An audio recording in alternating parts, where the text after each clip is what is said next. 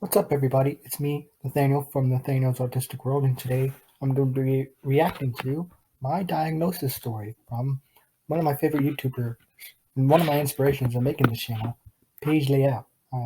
Follow her on TikTok. She's famous on TikTok. She has like over 1 million followers on TikTok. So yeah, let's get started. I feel like this video is going to be sad. This is a question that I get all the time, so I feel like I just need this to be up there. Hey guys, what's up? It's Paige Layle. TikTok. You can follow me there at Paige Layle. Also check out my Instagram with the same name. While you're at it, make sure you subscribe to this YouTube channel. Click the bell icon to get notified when I upload new videos. Give it a like, give it a little comment, do all the good stuff. The question I get all the time is, how did I get diagnosed? When was I diagnosed? What was the diagnosis process like? I'm going to go over all of that right now. But before we get into the video, I need to talk about and thank the sponsor for this video. Skip. As May is mental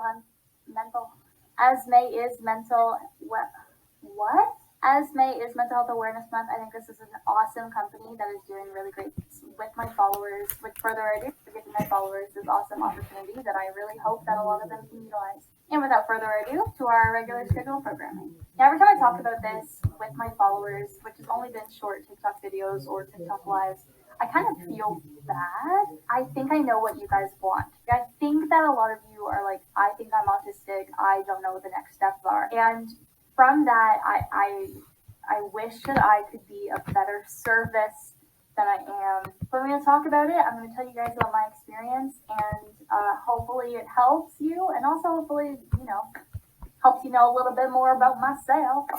I love her personality. I want to put out kind of like a little trigger warning. I'm not going to go into too much detail about any of these things, but what I am going to talk about is suicide attempts.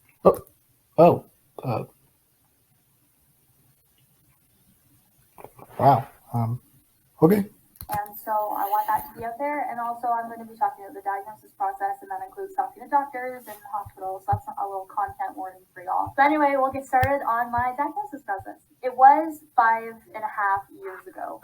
So I was 15 at the time. I had just turned 15, and I was still doing dance classes. We had dance classes throughout the summer to keep our, technique good. But I remember when I was 15 and 14, just having the worst time of my life. Like, just so stressed and overwhelmed about everything, stressed about everything. Grades were so important to me, but so was everything else. I was an intense overachiever. I still am, but I'm just not in school anymore, so it's good. I never considered myself depressed.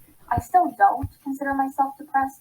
I was diagnosed with depression, but for me, it's that I'm just so stressed, so overwhelmed. I just want things to stop. Did I want to unalive myself? Absolutely. But it wasn't because I was sad. It was because I wanted things to stop. I wanted to stop thinking. I thought that I was an alien. I thought that I was a weirdo. I thought that I was messed up and unfixable. Look, guys, I'm going to be honest with you.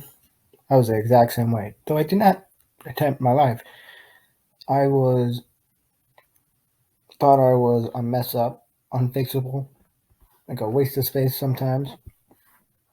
But then when I got my autism diagnosis, it all changed for me. And nothing works. Nothing's good. My mother picked me up from dance, and I guess I was being worse off than I usually was. And I think that was the breaking point. And my mom picked me up from dance, and she could tell I was not okay. And she said, "Are you going to hurt yourself tonight?" And I said, "I don't know, maybe, probably." And mom said, "Do you want to unalive yourself?" And I'm like, "Yes." Every day. She's like, "Will you do that tonight?" I'm like, "I don't know, maybe." I had a plan. Like, I had a plan for a long time. I just wanted everything to be done. And so my mom said, "Well, then we are not taking you home. We're going to take you to the hospital." Every time you get admitted into the hospital, they ask you the same questions. Like, do you have a plan? Well, we want to keep you here for about 2 weeks to make sure you're not going to die. My friend Dylan, he was like that. Prayers for him. Luckily, he did attempt his life, but he's home. He's back home again, which is good.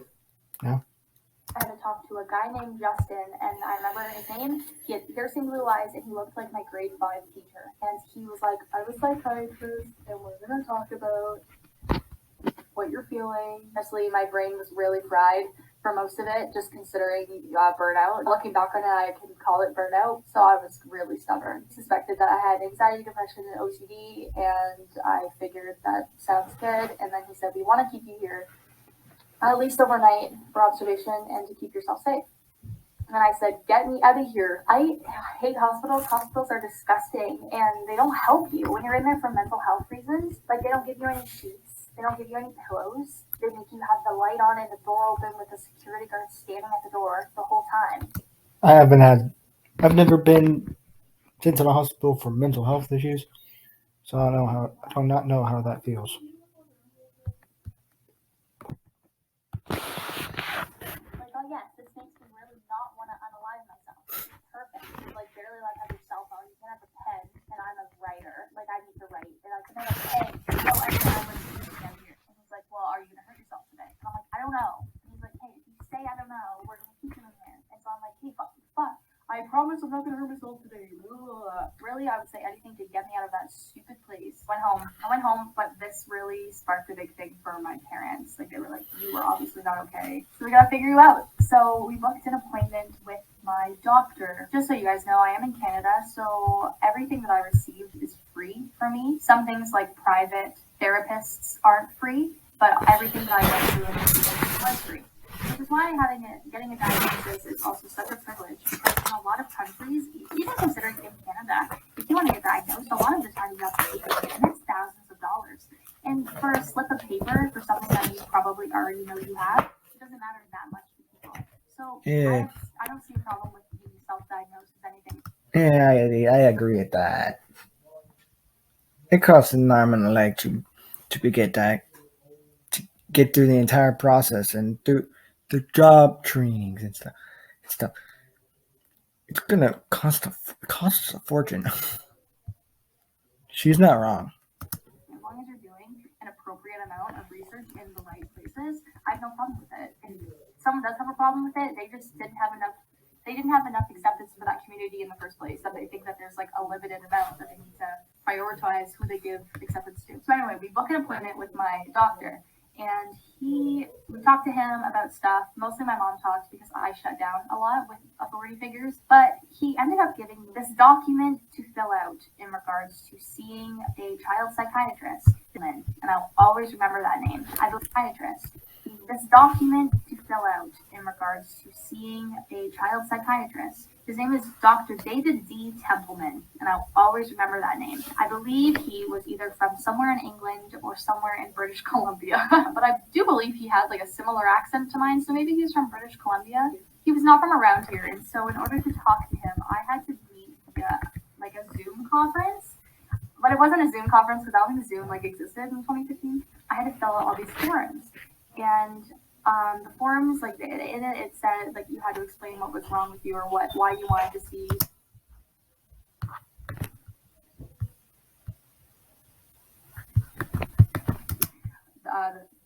Dr. Templeman. What like is the urgency? Is there any urgency? And I said so there was a whole space for what you're feeling, like whatever you want to talk about. And I'm a big writer, and I think that my doctor expected that I would fill this page up. And I just wrote, "I want to die. Help me, please." And I think that that's what got me in so fast. Usually, this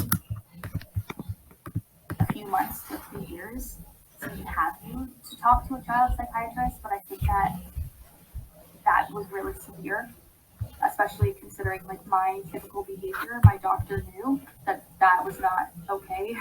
So it was only a couple of weeks that I then got in to see Dr. David D. Templeman. Okay, when I was diagnosed with autism a few years ago, Miss Bridget, my nurse at Hartsog Barnwell Center for Mental Health here in North Augusta, she referred me to this. It's like a meeting with people in Colombia to talk about my official diagnosis and help with job training and see if I could get a driver's license. Because I was 16 at the time. I can't still. and it didn't have a driver's license. And she said it would be like she scheduled it for March of. It was when she scheduled it. It was September, and she said the job training would be in this meaning going to Colombia would be in June. It never happened. Just being honest with you guys, it never happened. Didn't happen. Why? Coronavirus. Thanks a lot. But we did have it over like a Zoom conference, and they got me fully diagnosed. But I'm still waiting the job training. 17 years old, still waiting for job training. Thanks, healthcare. Now, not me ranting about United States healthcare and my mental health issues. Let's resume the video. Giving you guys his name because maybe this is someone that you're interested in. One thing about this doctor guy though, I not like him. Anxiety. Like how to not make sure your kid doesn't get anxiety as they get older. And one of the things that really made me mad, he said that if your kid, kids always ask why, you just say because I said so. That's not a word. Especially for someone with my brain. If my parents said, Paige, don't do that, I go, why? They say because I said so. I go, yeah, I'm gonna go fucking do it then. And like I remember one time I ran away from my mom in the grocery store and I turned the corner and my mom freaked out and I was like, why are you freaking out? And she's like, because if I don't see you, how would I know if someone took you? And what if someone takes you and I never see you again? That's a bit extreme, don't you think? Even if, say it did happen, what's the likelihood of it happening to you? Slim. And I was like, oh shit, that makes sense. My parents always treated me like I was their equal. Like I deserved to know the same things that they did. The hard thing came from when I ended up being a lot smarter than my parents. Sorry guys, because I always had all these questions that they couldn't answer. And then that's when they bought me a billion books. I was really mad at David B. Templeman for saying that. So I was like, I'm gonna go into this fucking thing and I'm not gonna like this guy. Because in like the documents he said like read my book. I was like, what an asshole. I don't want to. Sorry about them. I'm recording when my parents are weak. I normally do it when they're asleep. Read your book? Like we had to go through the hospital, and so we went through. Like we're in the hospital. We had to go to a separate spot, and my mother's with me because he wanted my a parent to be there as well. My father is with our family, but my father is like never involved in anything. He just does his own thing. So Sure, honey. That's what they all say. He probably went to go get some milk from the store. I'm kidding. I'm kidding. my dad was not there. I was sitting here, my mom was sitting here, and there was this big like TV monitor on a stand. We were in a room alone. It was kind of a small room, and I imagined that he turned on the camera so he could observe me long before I could actually see him. That's a bit creepy. Well, it's not creepy. It's a doctor, but so you should show someone. Hey, I'm recording you without your, and I can see you right now. Me sitting. If I was her, I'd be like what she's doing, terrifying stuff. Because I think it was half an hour that I was sitting there with my mom, and before his face came up, and a lot of the things that he talked about at the end were things I did before I could even see his face. Very smart, very good on you. But I remember the curtains. I had to get up and touch the curtains and touch the blinds, and I had to do it with both hands. And I remember touching lots of stuff. I was touching the chairs. I was bouncing my legs. I was moving my hair a lot before just getting very, very stressed. He came up on the screen, and I remember that in the background there was just lots of stuffed animals. And I remember there was one panda bear, and panda bears are my favorite animal. And I said, Panda bears are cool. Phoenixes are cooler. I have a stuffed panda bear as well. He said, do ya? I said, yes. And then we spent the next 3 hours in agony. I was getting drilled with questions. It was just question after question after question, and I was crying and I was hyperventilating. And everything I did, he had like a backup question. Like, he's like, "Why are you crying?" I'm like, "Because you're yelling at me." "Why do you think I'm yelling at you?" "Because your voice is raised and your eyebrows look like this." And he's like, "Why do you think that means that I'm yelling at you?" I'm like, "I don't know. I don't know." And he's like, "Why are you not looking at me?" "Because I can't hear you when I'm looking at you." Like, "Why are you touching it like that?" "I don't know." And I was so stressed. He Yeah, that's sounds like the military. had to take breaks from me sometimes to talk to my mom about things because my mom was a little more put together than I am because my mom is neurotypical. And then at the very end, it was like, he just went, "Okay, Paige, let's talk. How did you all of a sudden become a nice guy?" But anyway, he just said, Yeah, that's funny. "So here's the deal. You obviously have anxiety and depression and OCD." And I was like, "Beautiful, stunning, love that for me." Kind of what I figured. That's kind of what I thought. And then he's like, "But there's a bigger thing here. You have autism." And I just remember my heart just going, "What's autism?" Not saying it. Oh, I am saying stuff. When I was diagnosed and at Hartzog, I knew a little bit about autism, but when said Miss Nurse Bridget told me, "Your son," or told my mom, whom was in the room, "Your son has autism." I was like, "What? What's that?" I was I'm like, "What's that?" yeah, same here. It's like, well, Sheldon Cooper from Big Bang Theory. And I'm like, what a coincidence. Big Bang Theory is my favorite TV show. So you are Same here. Sheldon Cooper, but smarter. I'll always remember that. I said, he's a quantum physicist, so I'm not smarter than him. And he said, "You're smarter than him because you have learned over the years how to act normal." Look, I was also diagnosed with ADHD, and I I might say I'm smarter than Sheldon when it comes to history. Heck yes, but when she said I learned how to over the years how to act normal, I'm not normal. No, being weird is my normal. People tell me stop being weird. I say I'm not. I'm being myself. He's like, "It took me a bit to break you down. And once I broke you down, I could see it clear as day." And we talked for 3 hours. And for, 2.5 of those 3 hours, I was being fully my autistic self. And he's like, so clear. And the things that my mother was saying about my childhood, like, he's like, "I can't believe that no one noticed until now." And he said it's called autism spectrum disorder.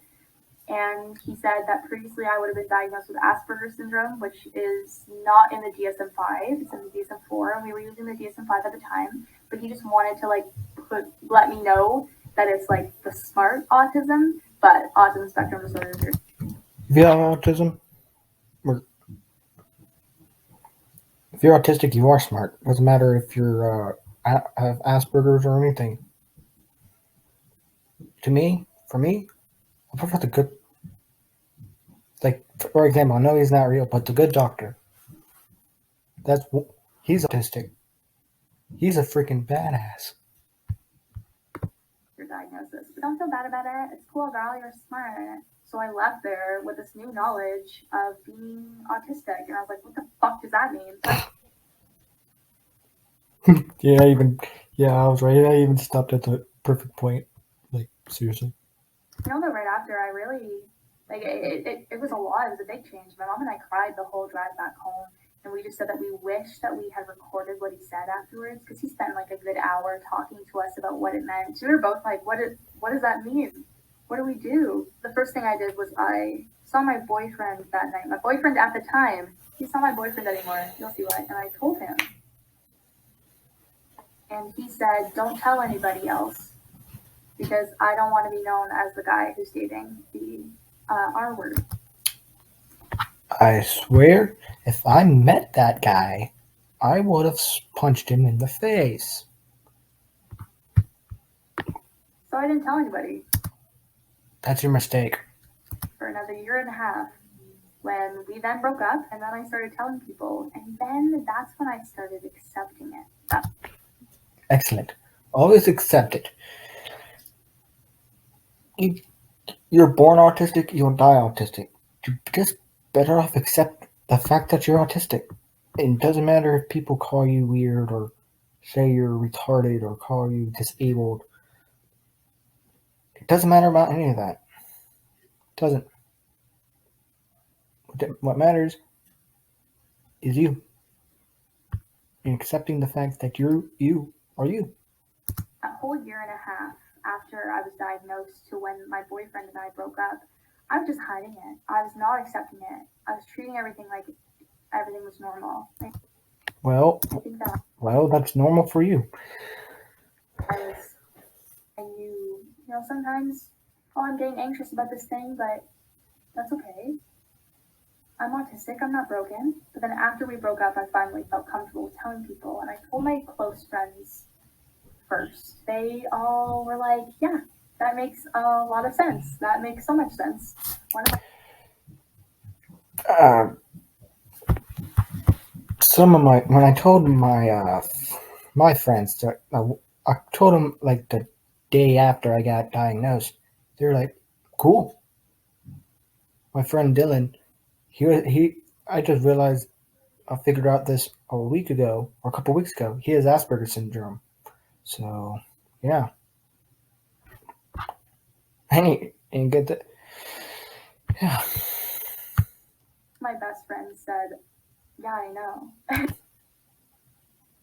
And I went, you know? And he was like, yeah, it's clear as day. And I think that that's when I started really looking into what autism was.